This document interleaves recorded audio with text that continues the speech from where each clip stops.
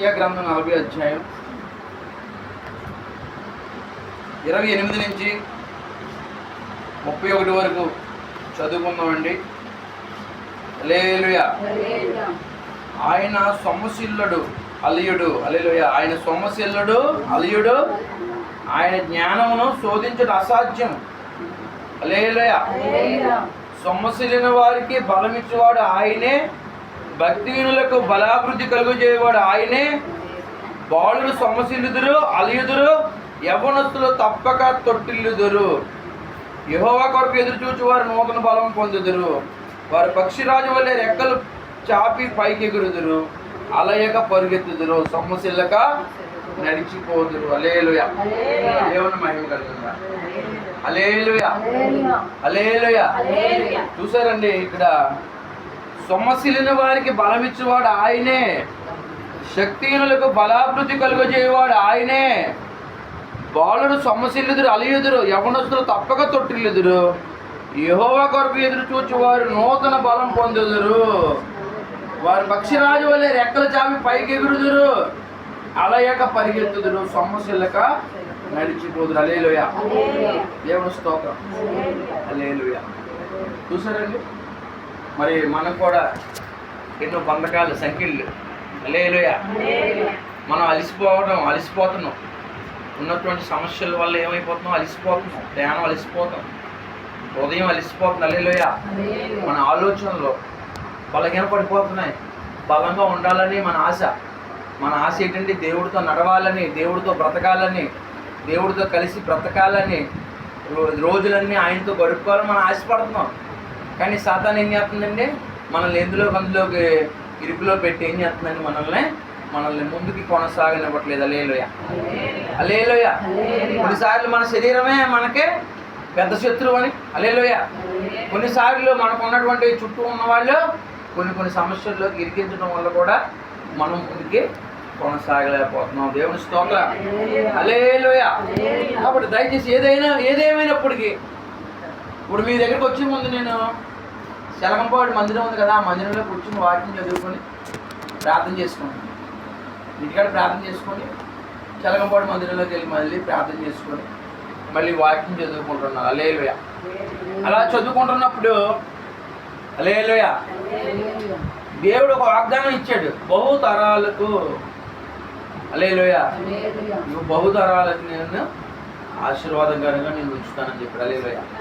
మనకి ఎన్ని శ్రమలు ఉన్నా, ఎన్ని పోరాటాలు ఉన్నా దేవుడికి ఒక చిత్తం ఉంటుంది మన మీద. హల్లెలూయా. మనం ఎన్ని నలుగులాట్లు నలుగుతున్నాం, ఎవరికి ఆడలే నలుగులాట్లు, ఇబ్బందులు పాలైపోతున్నాం. కరెక్టే, నేను కాదంటలేదు. ఎవరి కాళ్ళకి సమస్యలు ఉన్నాయి. బహుతరాలకి నేను శోభాతిశయంగా చేస్తాను. హల్లెలూయా. ఏదో చిన్న సమస్యల గురించి కాదు.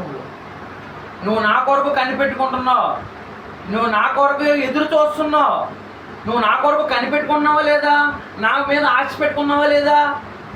నువ్వు మనుషుల మీద నమ్మకం కాదంటే మనకి యాకోబు దేవుడి మీద నమ్మకం పెట్టుకోవాలి. మనం ఇలాగే మనుషుల మీద నమ్మకం పెట్టుకుంటే మనం అలాగే బలహీనం అయిపోతాం.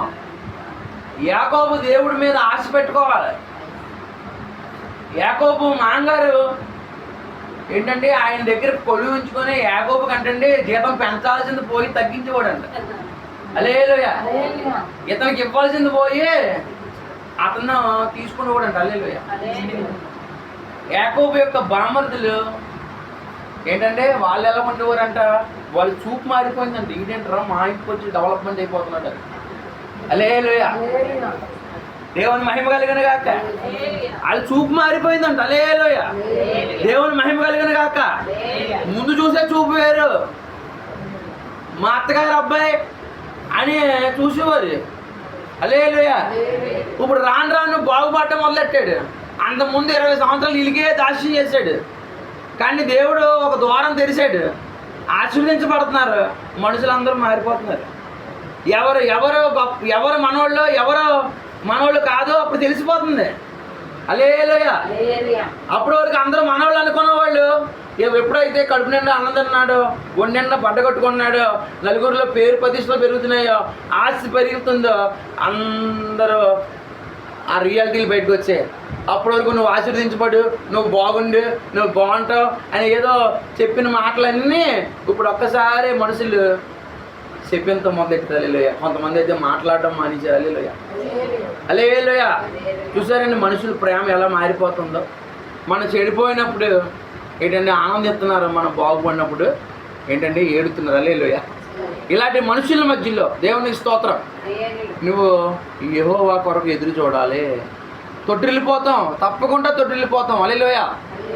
ఇలాంటి మనుషుల మధ్యలో మనం బ్రతకాలంటే ఖచ్చితంగా తొట్టిల్లిపోతాం. లేనిపోని నిందలో చేయని పాపానికి శిక్ష అనుభవించాల్సి వస్తుంది. హల్లెలూయా. కానీ నువ్వు నమ్ముకున్న దేవుడు నీకు నువ్వు బలహీన పడిపోతావు. మనుషుల మధ్యన వాళ్ళతో వాదించిన న్యాయం జరగదు. వాళ్ళు నువ్వు బతిమాలినా సరే, నువ్వు ఒకవేళ గట్టిగా మాట్లాడదామని ప్రయత్నించినా కుదరక ఈ కాళ్ళెట్టుకు బతిమాలుకున్న మనుషుల దగ్గర న్యాయం దొరకదు. కానీ మనం చెప్పుకున్నాం కదా, విసుగుగా ప్రార్థన చేస్తే దేవుడు న్యాయం చేస్తాడు. హల్లెలూయా. మనుషులు చేయలేరు, న్యాయం చేయలేరు. ఖచ్చితంగా నీకు మనుషుల వల్ల న్యాయం కలగదు. కానీ నువ్వు నమ్ముకున్న దేవుడు నువ్వు చేసిన మేలుకి ఖచ్చితంగా దేవుడు తిరిగి మేలు చేస్తాడు. హల్లెలూయా. యోసేపు అన్నలందరూ ఏం చేశారంటండి, యోసేపుని కొట్టి గొద్దులో పడేస్తే. హల్లెలూయా. దేవునికి స్తోత్రం. ఇప్పుడు వాళ్ళందరూ ఇతను కీడు చేయాలని చూశారంట. ఆ అన్నదమ్ములందరూ ఇతను కీడు చేయాలని చూస్తే దేవుడు ఆ కీడుని మేలుగా మార్చేశాడు. ఇప్పుడు వాళ్ళకి ఆహారం పెట్టేలాగా, ఇంకా అనేకులకు ఆహారం పెట్టేలాగా దేవుడు తన జీవితాన్ని మార్చేశాడు. హల్లెలూయా.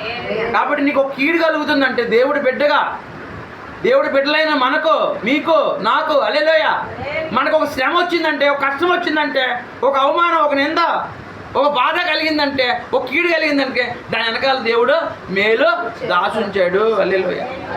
దేవుని మహిమ కలిగిన కాదు. హల్లెలూయా. కాబట్టి దయచేసి ఆలకించండి ఒకసారి.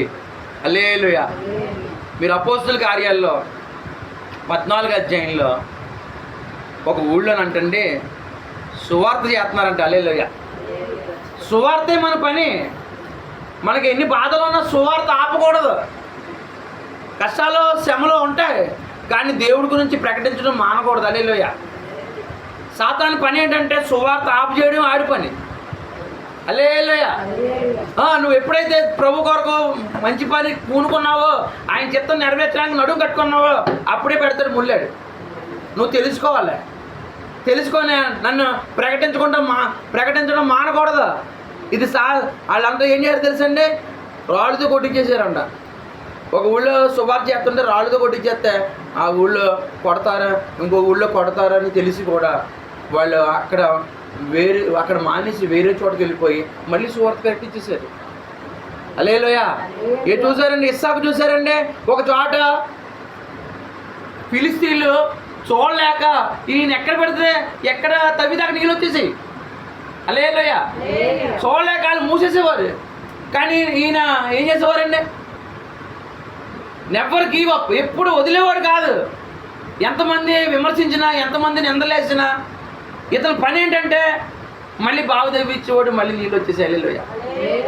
ఎందుకంటే అతను తెలుసు అతను దేవుడు తోడున్నాడు, దేవుడు అతను చేయి పట్టుకున్నాడు. హల్లెలూయా. హల్లెలూయా. ఎవరో మనల్ని బాధలు పెడితే మన పని ఆగిపోవడం ఏంటి, మన పని మనం చేసుకోవాలి. మన పనికి మనం వెనకాడకూడదు. దేవుడు మనకు అప్పచెప్పిన పని. హల్లెలూయా. దేవుడిలోంచి మళ్ళీ తొలగిపోకూడదు.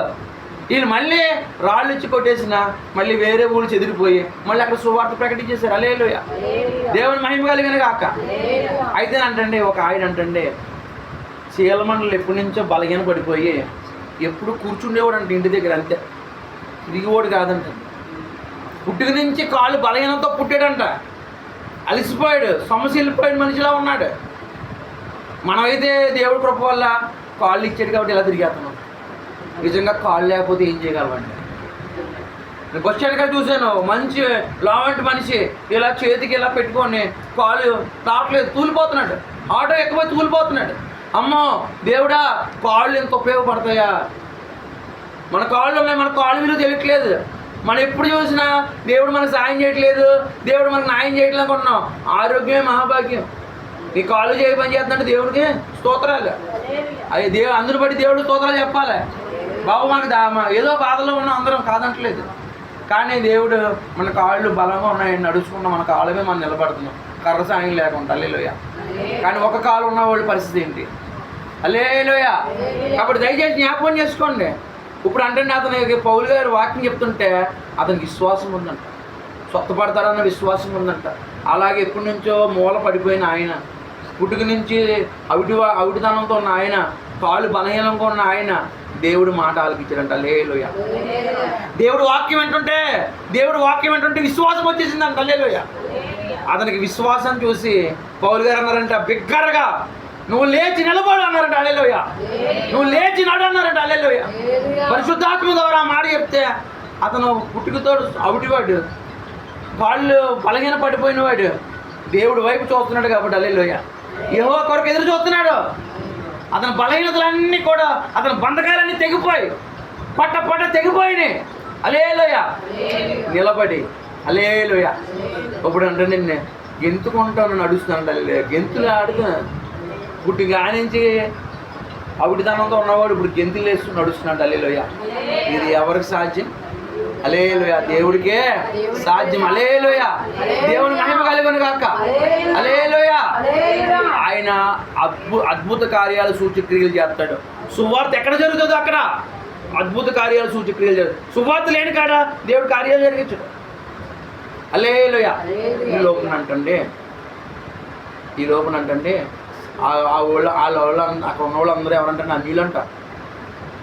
ఎప్పుడైతే ఆ సొట్టోడు పుట్టిన కాడి నుంచి ఉన్న సొట్ట ఆయన నడిచేత్తం మొదలెట్టాడో, హల్లెలూయా, వీళ్ళు అంటండి గేదెలునే పూదండలు తెచ్చేసారంట, పూజారులు వచ్చేసారంట, దేవుళ్ళే మానవ రూపంలో వచ్చేసారు అని చెప్పేసి అంటండి. వీళ్ళకి దండలు వేసేసి ఆ బల్లిలో అర్పించడానికి రెడీ అయిపోయారంట. హల్లెలూయా. ఇది మాదంతా కూడా మనకు జరుగుతున్నదే కదా, ఇదంతా కూడా మనుషులకి బలి ఇచ్చేస్తామేంటి? హల్లెలూయా. ఈ లోపల అంటే పౌలు గారు వాళ్ళు వీళ్ళందరూనే సిద్ధపడి వచ్చేసారంట. బాబోయ్ మాకేటి బాబు ఈ గొడవ, ఒకటి పేర్లు మార్చేశారంట. అప్పుడే పేర్లు మార్చేశారు. హల్లెలూయా. ఇద్దరికి బర్నబా గారికి పౌలు గారికి పేర్లు మార్చేశారు, పూజలు తెచ్చేశారు. ఇంకేం పట్టుకొచ్చారంట? గీదులు తెచ్చేశారు బలి చేయడానికి, కత్తులు, జనం ఇంకా ఆపలేకపోతున్నారు. హల్లెలూయా. పౌలు గారు బర్నబా గారు వాళ్ళు జనాల మధ్య నుంచి బయటకు వచ్చి బట్టలు చించుకొని, మేము మీకులాంటి మనుషులమే, మేము కూడా మీలాంటి స్వభావం కలిగిన వారమే, మేమేం గొప్పవాళ్ళం కాదు, కానీ యేసుక్రీస్తు ప్రభువారు. హల్లెలూయా. ఆయన దేవుడై ఉన్నాడు. హల్లెలూయా. ఇదిగో ప్రజలారా ఒక మాట ఆలకించండి. దేవునికి స్తోత్రం. హల్లెలూయా. ఒక్క చిన్న మాట ఆలకించండి. ఇదిగో ఆకాశానికి, భూమికి, సముద్రానికి దేవుడైన వారిని మీ సువార్త ప్రకటిస్తున్నాం కదా, మీరు ఆయన వైపు తిరగండి. ఇగో ఇలాంటి వ్యర్థమైన పనులు మానేయండి. హల్లెలూయా. ఏంటి వ్యర్థమైన పనులంటే? సృష్టిని పూజించడమే. మనుషులు కొంతమంది మనుషులను ఆరాధిస్తున్నారు, కొంతమంది చతుష్పాద జంతువుల్ని ఆరాధిస్తున్నారు, కొంతమంది వాళ్ళ చేతులతో చేసిన బొమ్మల్ని ఆరాధిస్తున్నారు. ఆకాశానికి భూమికి మహాసముద్రానికి దేవుడైన వారి వైపు తిరగండి. పాత కాలంలో అంటండి దేవుడు అంటండి, గతించిన కాలంలో దేవుడు అంట ప్రకటించుకోలేదనుకో అనొద్దండి. హల్లెలూయా. ఫలదాయకమైన ఋతువులు జరుగుతున్నాయి. మనిషి ఏ కాలంలో పండు తింటున్నాడు? వర్షం కురిపించి పంటలు పండిస్తున్నాడు. హల్లెలూయా. ఏంటి మనం కాకపోయినా సరే, మనమైనా సరే, మన పూర్వీకులైనా దేవుడిచ్చిన ఆహారం తిన్నారు, మేలు పొందారు, బిడ్డలకు అన్నారు. హల్లెలూయా. దేవుడిచ్చినవన్నీ తిన్నారా లేదా? వర్షాలు ఋతువులు జరిగాయా లేదా? మనం ఉన్నా లేకపోయినా సంవత్సరానికి 3 ఋతువులు జరిగాయా లేదా? ఆయా కాలంలో ఫలాలు తినలేదా? దేవుడు వాళ్ళకి బలం ఇవ్వలేదా? మేలు చేయలేదా? మరి దాన్ని బట్టి అన్నా వాళ్ళు తెలుసుకోవాలి కదా, ఈ సృష్టి మమ్మల్ని తయారు చేయలేదని, సృష్టికర్త మమ్మల్ని పుట్టించి మేలు చేస్తున్నాడని, ఆకాశం ఉన్న దేవుడే సమస్తం జరిగిస్తున్నాడని తెలుసుకోవాలి కదా. హల్లెలూయా. సువార్త వల్ల ఎంత మేలు ఉందో చూడండి. అన్యులు దేవుడి వైపు తిరుగుతున్నారు. హల్లెలూయా. హల్లెలూయా. కాబట్టి ఇలాంటి గొప్ప కార్యాలు ఎన్నో సువార్త చేయడం వల్ల జరుగుతుంది. హల్లెలూయా. కాబట్టి దయచేసి జ్ఞాపకం చేసుకోండి. హల్లెలూయా. సొమ్మసిల్లిన వారికి బలం ఇచ్చేవాడు ఆయనే. హల్లెలూయా. యెహోవా కొరకు ఎదురు చూసిన వారు నూతన బలం పొందుతారు. హల్లెలూయా. పక్షిరాజు వలె పైకి ఎగురుతారంట. హల్లెలూయా. అలాగ ఎగరాలంటే, అలాగ ఎదురు చూడాలంటే, అలా బలం పొందాలంటే మనం కృంగిపోయిన మనం ఏదో సమస్య తీసుకొస్తాడు సాతానికి, ఏదో ఒకటి. హల్లెలూయా. ఆ సమస్యలన్నింటి నుంచి నువ్వు బయటికి రావాలంటే నీకు న్యాయం చేసే దేవుడు ఒకడు ఉన్నాడు. హల్లెలూయా. నీ మోకాల మీద నువ్వు ఎప్పుడు ఆయనకు మొరపెట్టుకుంటూ ఉంటే నిన్ను పక్షిరాజులాగా, నిన్ను ఇలాంటి సమస్యల్లో కాదు, దేవుడు ఆడన్నిటి నుంచి ఇడిపించి బలం ఇచ్చి, హల్లెలూయా, నేను గొప్ప కార్యాలు చేసేలాగా నిన్ను దేవుడు ఆశీర్వదించాడు. హల్లెలూయా. దేవుని మహిమ కలిగిన గాక. God bless you.